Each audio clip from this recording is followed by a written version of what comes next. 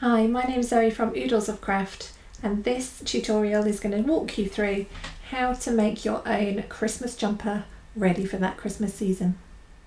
To make my Christmas jumper, I'm going to use my Cricut Explore 3. I'm going to use Design Space. I'm also using my guillotine, but I could use scissors. I'm going to use my green mat because I'm cutting iron-on vinyl. My brayer, my weeding tool. I have a selection of iron-on vinyl for you to look at. I've got glitter, foil and everyday iron-on. Obviously I need a Christmas jumper. I'll also be using the Easy Press 3 and the mini press as well. From the home page, I'm going to start a new project in the top right hand corner. With today's focus being on the iron-on vinyl and pressing it, I'm going to keep the design really simple. So I'm going to click on Images on the left hand side. From here, I'm going to choose Antlers.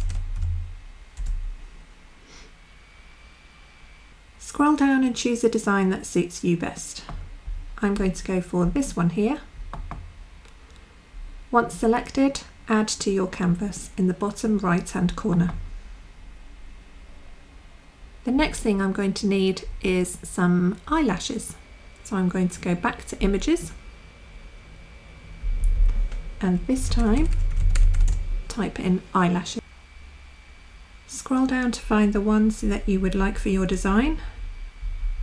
If it's something you will use quite often, you could always save that particular image and you can find those another time in this section here. So I'm going to select that one and add to canvas.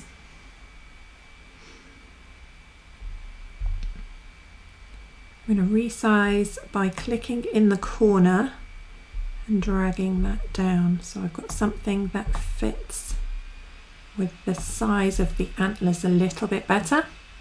And the final thing I need is a nose. So I'm just going to go into Shapes on the left hand side and choose the circle from the free shapes available. Again, resize it and pop it in place. So to show you what this design is going to be like, I'll change the colours. So I'm going to go for a red foil iron-on for the nose. I'm going to go for a gold glitter iron-on for the antlers. So I'll just choose yellow and I'll go for black eyelashes. So that ultimately is your design process. It can be nice and simple, or it can take hours and hours depending on what you would like to do. Next, we need to make sure that we've got the right size for our jumper. I'll show you how I go about doing this myself. So make sure that your design is kind of roughly how you're going to do it on your jumper. So I'm going to select all of my layers and I can see that it's approximately 12.5 centimeters across and 14.3-ish centimeters tall. So bearing that in mind, let's have a look at our jumper. So with this particular jumper, I've got about 30 centimeters wide to play with, but I don't really want my design to come out where the arms are going to rest down. So I think absolute maximum 20 centimeters wide. I'm tempted to go a little bit smaller. So I think if I do an 18 centimeter wide design, that could work quite well, but let's see how low that would come. So on Design Space, I'm going up into the top on the editing bar where it says size. I type in 18 centimeters wide. So my design now says that that will be 20 centimeters long. So 18 centimeters wide, and that will be 20 centimeters long if I go up there. So I think potentially that would work really well. Let's go back to Design Space. So just to clarify, when I resized, I was up here in the size section and I changed the width of my design to 18 centimetres. It auto changed the height to 20.712 centimetres, which is fine. The last thing I need to do is make sure that I have enough iron-on vinyl to complete the project. So I'm just going to click away from the design and go to the antlers first.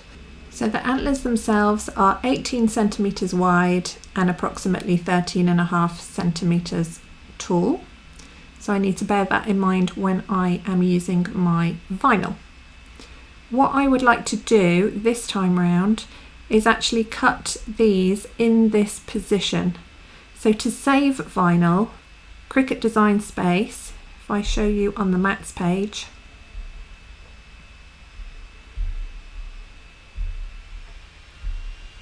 Cricut Design Space puts everything in the top left corner, and if you have a look, the gap between those antlers is no longer there.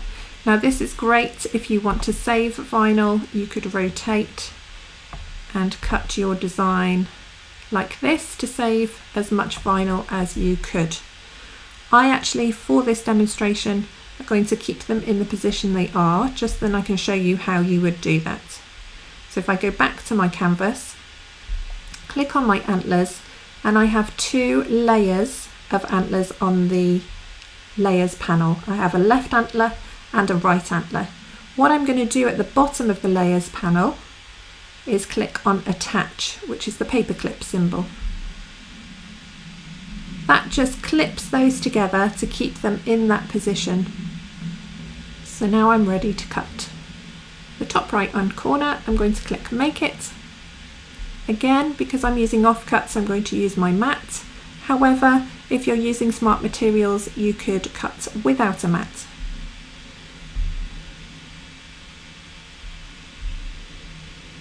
The eyelashes are there, the nose is on the red mat, and the antlers, if you look now, have the position that they were in before with that gap. So it is a waste of vinyl, but it does keep your design together, so sometimes it's important to do this. While we're here on the mats page, we also need to make sure, because we're using iron-on vinyl, that we mirror our design. So most of ours is symmetrical, so it wouldn't actually matter, but just to make sure you do for future projects, I'm going to click on mirror, go down to the next mat, mirror that one and the bottom one while you're there. I would do all of your mats at the same time while it's in your mind. There's nothing worse than getting to an end of a project and realising that one of your mats did not mirror. When we're ready, we can click on continue, which is at the bottom right hand of the screen. We now need to tell the machine exactly what it is we're cutting. That will dictate how deep the fine point blade goes into the actual iron-on vinyl itself. So I am, for the black eyebrows, clicking on Everyday Iron-On. So this I've already got in my favourites. If I didn't, I could go into Browse All Materials. Pay attention to the top tips given on this section. Make sure mirror is turned on and iron-on material is face down or shiny side down. When you're ready, make sure you have loaded your fine point blade and load your mat into your machine. So we'll do that together. I only need a small amount of black iron-on vinyl. So I'm just going to use my guillotine to cut down part of my project. And then I need to stick this onto my mat. I'm going to remove the protective layer on my mat, but keep it somewhere clean and safe because we need to put it back on at the end. Each iron-on vinyl has a shiny side, which is the carrier sheet, and it also has a matte side, which is the iron-on vinyl itself. So we're going to put the shiny side, the carrier sheet, down onto our mat. And that's because we want to cut the vinyl rather than the carrier sheet itself. I'm going to use my brayer just to make sure there's no air bubbles, and then we're ready to cut. Position your mat into the machine underneath the white clips at the side and then load. The machine will do a series of checks to make sure it's got everything it needs to continue.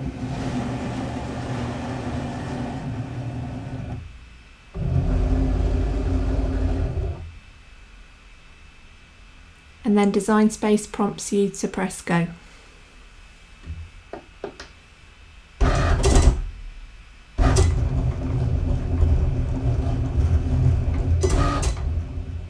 As soon as it's done, the unload button will flash. When removing your iron-on vinyl, flip your mat upside down and curl the mat away from your project.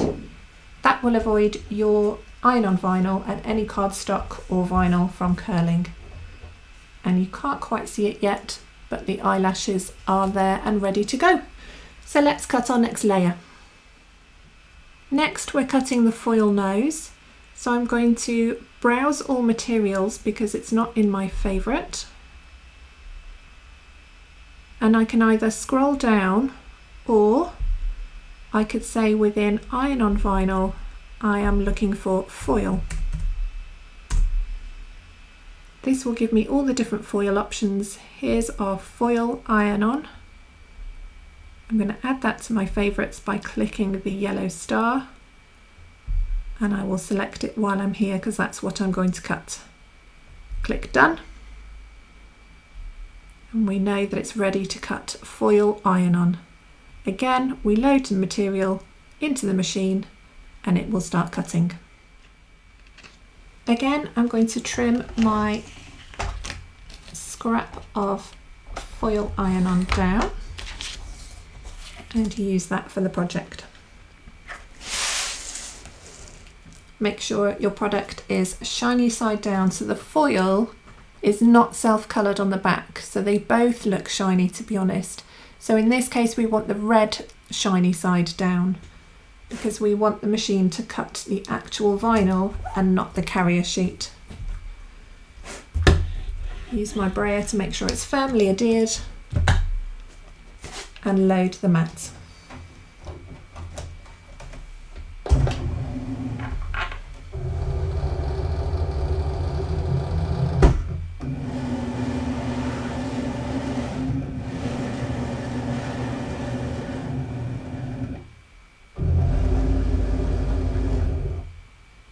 When ready, press go.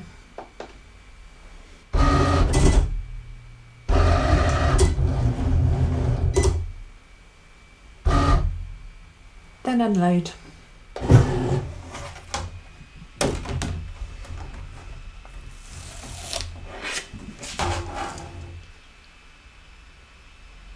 Done. The final product we're cutting is glitter iron-on, and that's already in my favourites. So I'm going to select that and repeat the process.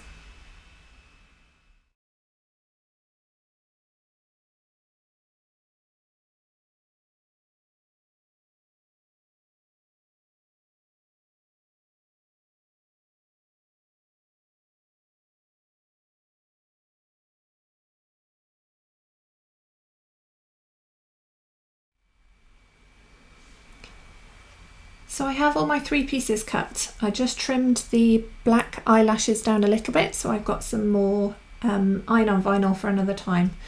So I'm going to put these shiny side down as they were cut, and we're going to use our weeding tool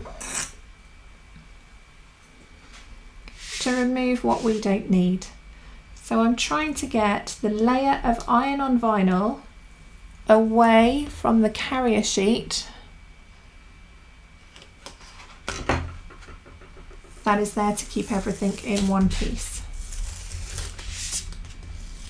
And this is where you can see that the settings on Cricut Design Space are beautiful,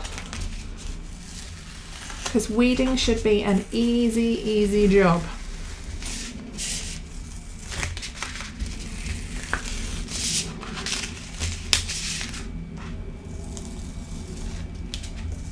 So So take your time with it, there's no actual rush. And there we go, we've got one set of antlers, and when they're ironed on, it will be on this side. So I'll put that down there and continue with the rest.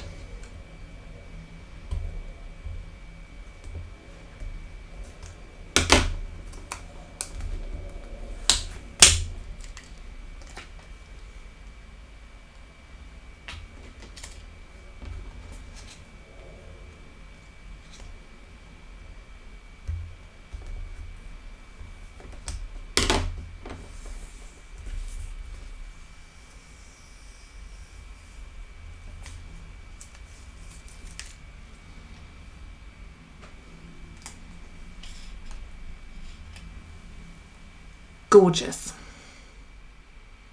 To press our iron on vinyl design, we're going to use the Cricut Heat Guide app. This is the blue one in the top left of my screen. When you open it, it will have connected to your press, and I'm going to click on Start New Project. We then need to tell it what the material is that we're trying to press. So I'm going to hit Select in the middle of the screen. And the first thing I'm going to press is our glitter iron-on vinyl. The top that I'm applying this to is a cotton poly blend. I'm then going to select Next. Here are the settings that it would need to use. If you don't have the Easy Press 3, you can use these settings for your other Easy Press. Alternatively, go to the Cricut Heat Guide online and walk through the process there. At the bottom of the screen you'll see Send Settings to Easy Press. When I click that, it will automatically send those settings to my Easy Press 3. While we're on this page, I'm going to talk you through the 3 different things we need to do. I'm going to click on Detailed Instructions so that you can see. So initially we're going to preheat our blank for 5 seconds. We are then going to press for another 30 seconds. We're going to turn our design over and press for another 15. We don't peel until it is cool to touch. So I'm going to go back and the machine is ready. As you can see, I have my heat press mat and my heat press ready.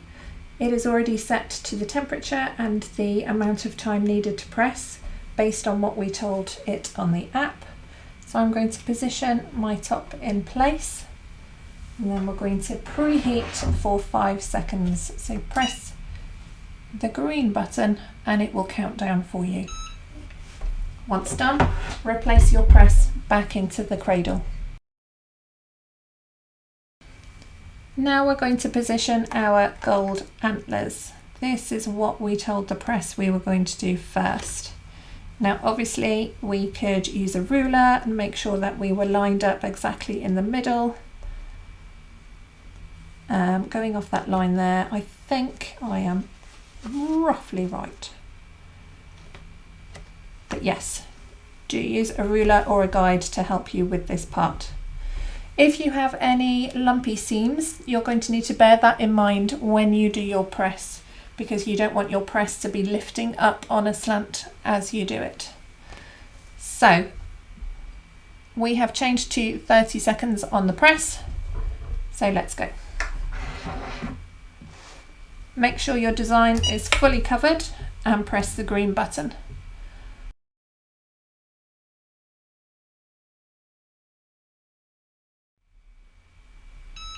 Now that we're done, position your Easy Press back into the cradle. We're going to turn our jumper over, and the Easy Press has already changed to 15 seconds for us. Make sure your design is covered and press go.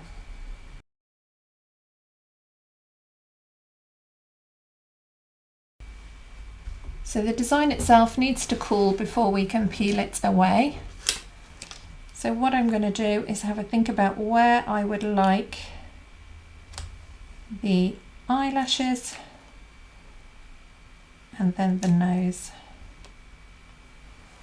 I could use the Easy Press 3 for the remaining pieces, but I'm going to switch to the mini just then you can see how that one works as well. This time I'll show you how to use the Cricut heat guide online. So if you go to Google or another search engine and type in Cricut heat guide, it will take you to this website, cricut.com/heat guide. I am going to be using an Easy Press Mini. It's actually the latest version, but I will choose this from the selection I've got. Again, we need to tell it what it is we're transferring and what we're putting it onto. So the black eyelashes were an everyday iron-on, and the base material was the cotton poly blend. Click on apply and it talks you through. So we want a medium heat. 5 seconds we don't need to worry about now because our top is already preheated. So we've got 25 seconds with constant movement and a firm pressure, and then flip and press for another 15. Again, this is the important bit. We only remove the liner when it's cool to touch. If we now have a look at the foil, I'm going to select foil iron-on onto the cotton poly blend and click apply. So the foil needs a low temperature setting for 25 seconds and then 15. So it's important to note they are 2 different temperatures for the 2 different products. Everyday iron-on is medium, foil is low. Let's do that with our project. My Easy Press Mini is set on the 2-bar setting, which is medium. I've got a 25-second timer on my phone, and I just need to apply pressure and keep it consistently moving for 25 seconds.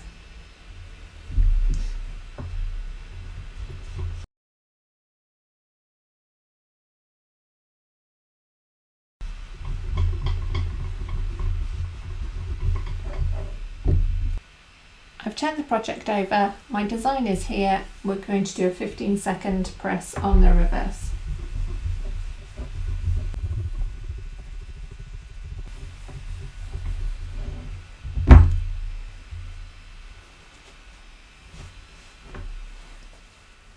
This time my mini press is on the 1-bar setting, which is low.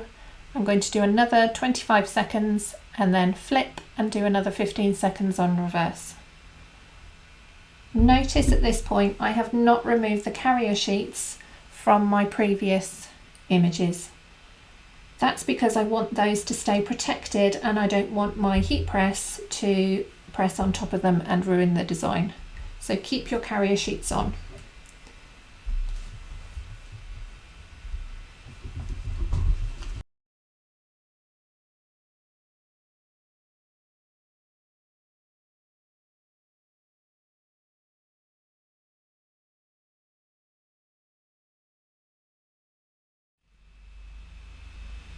There you have it, a gorgeous Christmas jumper.